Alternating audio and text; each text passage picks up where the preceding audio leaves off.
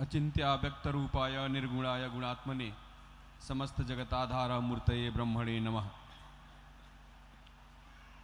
सर्वप्रथम इस पुण्य बेला में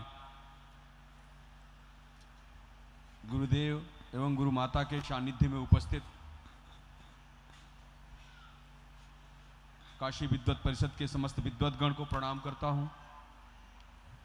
इसके साथ ही हमारे समक्ष सनातन धर्मानुरागी धर्मध्वज वाहक श्रद्धालुगण, आप सभी को नमन। अभी आप लोग यहां बैठे बैठे मयखाना का शाब्दबोध कैसे होगा, उसके अर्थ कितने प्रकाशित होंगे, कितने हो सकते हैं, यह देख रहे थे, सुन रहे थे। जाकी रही भावना जैसी प्रभु मूर्ति देखी तिन तैसी। एक ही स्वरूप, एक ही ग्रंथ, एक ही शब्द भावनाओं के अनुरूप अलग अलग अर्थों का बोध कराता है।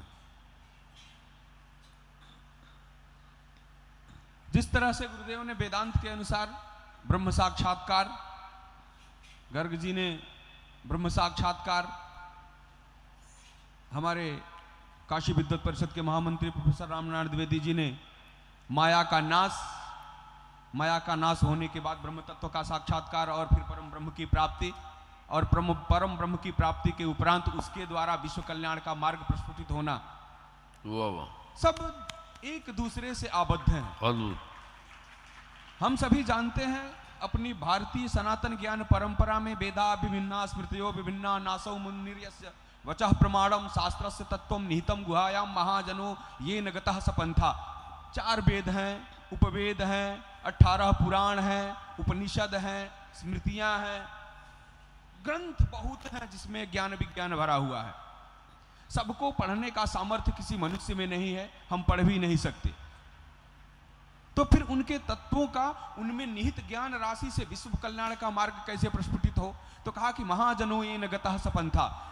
उसमें से उन तत्वों का ब्रह्म साक्षात्कार करके यम नियम आसन प्राणायाम प्रत्याहार धारणा ध्यान समाधि इत्यादि अष्टांग योग के द्वारा इस मनोवृत्ति को परम ब्रह्म में समाहित करके और उन अष्टादश पुराणों इत्यादि वेद वेदांगों से ज्ञान राशि का एक निचय निकाल करके, उसका सारभूत निकाल करके समय समय पर विद्वत गणों के द्वारा, महर्षियों के द्वारा, सद उपदेशकों के द्वारा, गुरुजनों के द्वारा सारभूत ग्रंथों की रचना होती रही है। जैसे कभी वाल्मीकि रामायण हुआ है, कभी रामचरितमानस हुआ है, कभी गुरु गोविंद साहब ने लिखा। इसी तरह से मयखाना भी उन सभी सार तत्वों का ही एक संग्रह है, संकलन है, जिसमें सारी विद्याएं समाहित है। अब आप जिस अर्थ में उसका अवगाहन करना चाहते हैं, जिस अर्थ में बोध करना चाहते हैं, उस दृष्टि से पढ़ेंगे। जैसे वेद के सूत्रों में, वेदों में वैज्ञानिक लोग अपने विज्ञान के सूत्र ढूंढ लेते हैं। जो अध्यात्म को, जो परम ब्रह्म को प्राप्त करने वाले ऋषिगण हैं, ज्ञानीगण हैं, वो ब्रह्म साक्षात्कार का मार्ग ढूंढ लेते हैं। और कर्मकांड कराने वाले विप्रगण जो हैं, वो भगवान को दूध दही नैवेद्य भोग इत्यादि अर्पण करने का मंत्र ढूंढ लेते हैं।